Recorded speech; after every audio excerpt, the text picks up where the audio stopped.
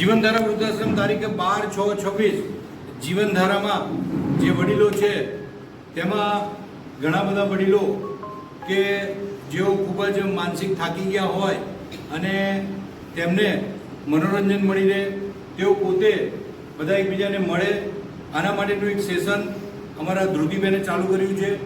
અને આ સેશન શરૂ થાય છે કેટલા વાગે ને કેટલા વાગે પૂર્ણ થાય છે અને આની પાછળનું રીઝન શું છે એ અમારા ધ્રુતિબેન દ્વિવેદી આપણને જણાવશે. ધ્રુતિબેન, આ આપણે કેમ ચાલુ કર્યું છે, આની પાછળનું રીઝન શું છે તે જણાવો.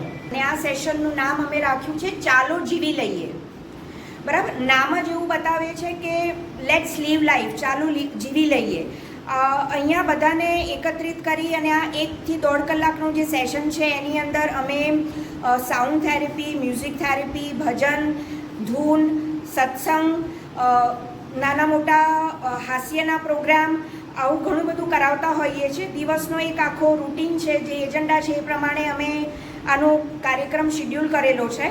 અને આનું રીઝન એ છે કે જે પણ માનસિક રીતે થોડા તણાવમાં છે, કોઈ હાઇપર ડિપ્રેશન અથવા તો અલગ અલગ જેને કહેવાય ને કે માનસિક રોગોથી થોડાક અત્યારે જે લોકો પીડાઈ રહ્યા છે, એમને આ 1 કલાક એ પોતે આનંદથી જીવી શકે, બાળક બની જાય અને ખૂબ આનંદભેર આ કાર્યક્રમનો લાભ લઈ અને એમનું જીવન, એમનો દિવસ ખૂબ ઉત્તમ રીતે પસાર થાય એવું આ એક સુકૃત કાર્ય અમારા શ્રી મેનેજિંગ ટ્રસ્ટી સાહેબ શ્રી સંદીપ સરની પ્રેરણાથી આપણે આ શરૂ કરેલ છે.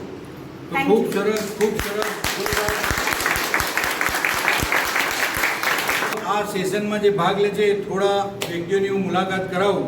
ગઈકાલે જે કે અમારું નવું એડમિશન આવ્યું છે, અમારા ભાઈ શ્રી પૌરવભાઈ છે.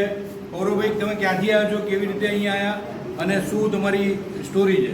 મમ્મી સુશીલાબેન નગરી એ 88 વર્ષના દાદા ગુજરી ગયા. મારા પપ્પા સુધાકર 12 વર્ષનો હતો ત્યારે ગુજરી ગયા.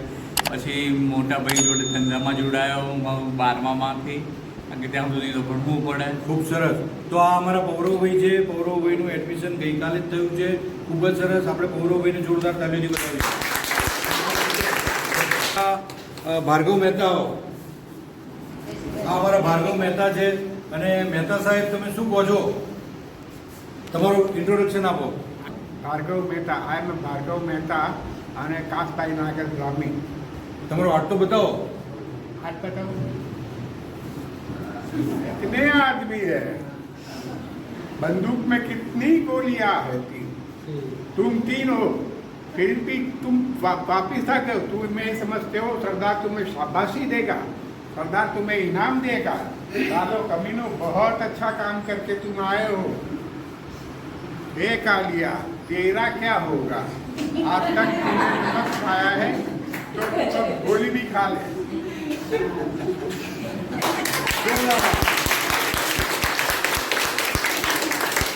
ઝાડાવાલા સાહેબ, હા, અમારે ઝાડાવાલા હેમંતભાઈ ઝાડાવાલા, શું કહો છો તમે? તમારો પરિચય આપો.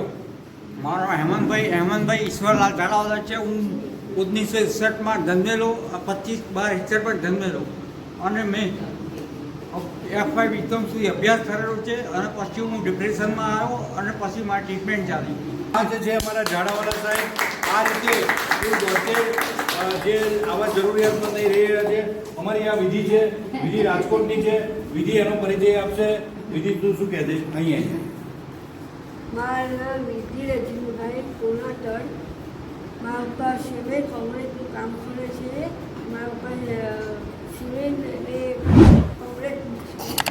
ક્યાંને છે? મારા પપ્પા શૈક્ષણિકનું કામ કરે છે.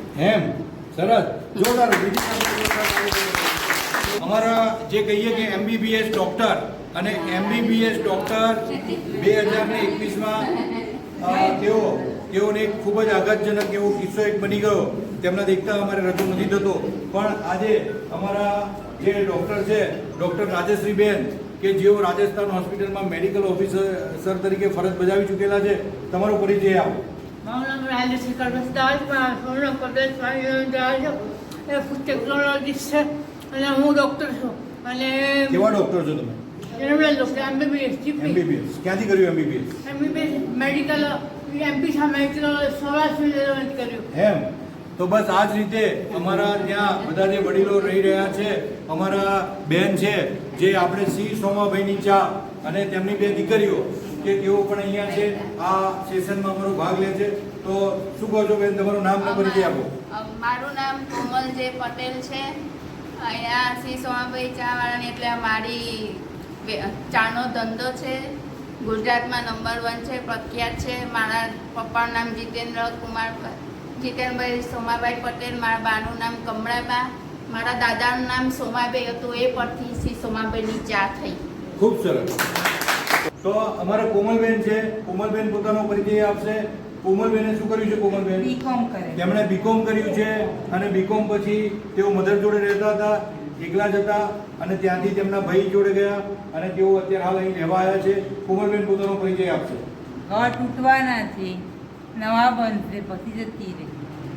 સારું. અહીં કેવું લાગે છે? સરસ લાગે. કેટલી ઉંમર છે તમારી? 42 વર્ષ. તો તેઓ 42 વર્ષના છે. બેસો. કોમલબેનને જોરદાર તાળીઓ.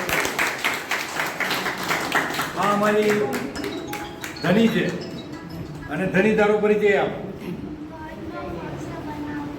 એમ તારું નામ શું? જીનલ. અને એમ સરસ. તો ધની છે તેના ફાધર જોડે રહેતી હતી ને અત્યારે અહીંયા રહે છે. તો આ જ રીતે ખૂબ જ સરસ રીતે હવે જે પરિચય કરાવું છું તે આજે પરિચય જે છે અમારો, તો અમારી અમારી ભાવી ભાવી પણ આજે અને એ પણ રહી રહી છે. તો આ જ રીતે અમારા ત્યાં અમારા નવીનભાઈ છે, નવીનભાઈ છે, તેઓ પણ તેમના મમ્મી જોડે અહીંયા રહેતા હતા, રાજશ્રીબેન, રાજરાણીબેન. અને રાજરાણીબેન પણ ખૂબ જ સમય લગભગ 7 થી 8 વર્ષ અહીં રહ્યા. તેમનું ગયા વર્ષે ધ્યાન થયું. અત્યારે અમારા નવીનભાઈ પણ અહીંયા રહે છે. તેઓ મૂળ પંજાબના છે, પંજાબી છે. તો અનંતભાઈ તમારો પરિચય આપો. મારું નામ અનંત નામ છે, અનંત યોગેશભાઈ પરીખ. હું અહીંયા પાછલા વર્ષે આવ્યો છું. કેવું લાગે છે અહીંયા? અને અહીંયા ખૂબ જ ગમે છે અને સારું લાગે છે. ખૂબ સરસ. તો આપણે આનંદભાઈને જોરદાર તાળી બજાવીએ. આ જે સેશન અમારું ચાલુ કર્યું છે, ચાલો જીવી લઈએ, અને તે ચાલુ કરનાર અમારા ધ્રુતિબેન છે. ખૂબ જ સારા ભાવ સાથે સંસ્થામાં જોડાયા છે, વડીલોની જોરદાર સેવા કરે છે. જોડે જોડે અમારા જે કહીએ કે વૈશાલીબેન પટેલ, કે તેઓ પણ વડીલોનું નાનામાં નાનું ધ્યાન રાખવું, આધાર કાર્ડથી લઈને તેઓ પણ અહીંયા ઉપસ્થિત છે. અને આખું જે સંકુલ જે આખું મેનેજ કરે છે પાવરથી, તે અમારા દીપાલીબેન શેઠ અહીંયા છે. તો આ જ રીતે બધા અમારા અલગ અલગ વ્યક્તિઓ અહીંયા જોડેલા છે. અને જીવનધારામાં 72 વ્યક્તિ એવા છે કે જેઓ પોતે જે કહીએ કે પોતે અમુક ટાઈમે પોતાની માનસિક સમતુલા અમુક જે નાની મોટી ગુમાવી ચૂકેલા હોય તેવા વ્યક્તિઓ અહીં રહી રહ્યા છે. જીવનધારામાં કુલ 298 વડીલો અહીંયા આશ્રયસ્થાન મેળવી રહ્યા છે. હવે આપણે બધા જોરદાર તાલીઓથી